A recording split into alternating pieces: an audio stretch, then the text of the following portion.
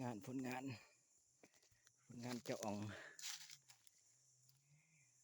เต้นรูปหล่ออ่องเต้นรูปหล่องานมันที่สองแต้มเลยทั้งเนาะตัวนี้ไก่นมตัวนี้จ่าฟูงเลยได้นี่จ่าฟูงเลยได้นี่เดือยโขงเลยยังมันตายครับตายครับ2 แต้มเลย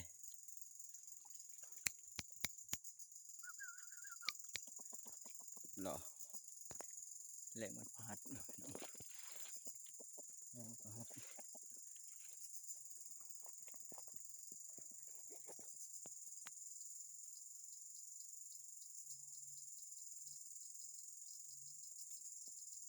แหลงพัด2 โมงไป2 โมงไปคือเก่าดองขี้ทวนคือเก่า2 แต้มไปนี่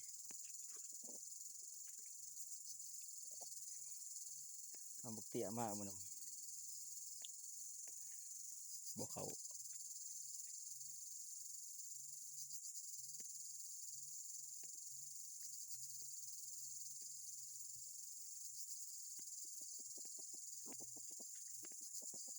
เอาสำนีก่อน2 แต้มก่อน